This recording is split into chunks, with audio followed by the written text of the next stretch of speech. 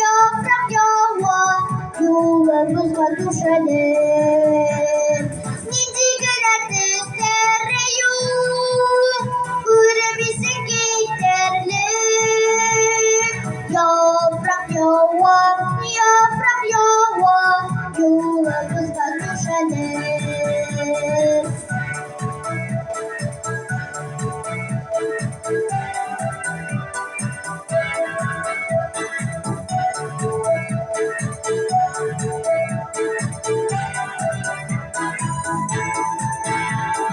Ellerim şekerlileştir, otlar şekerliyorlar.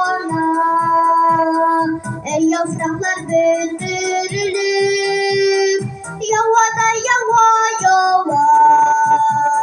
Nice güne düzleri yok, gurbetler giderler. Yaprak yava,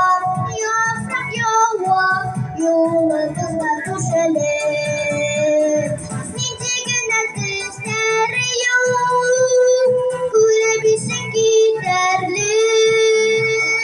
Yaprak yava, yollarımızla düşelim.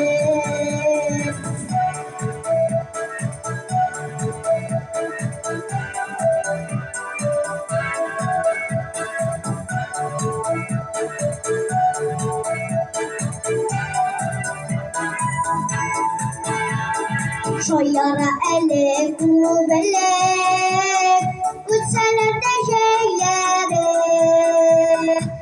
Uğrama gelip girdi yaprak beyreme. Nice güne düzleri yok, görebilsin giderler. Yaprak yava, yollarımızla düşelim.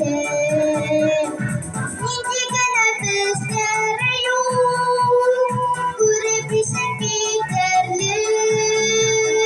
Yaprak yava, yollarımızla düşelim. Yaprak yava, yollarımızla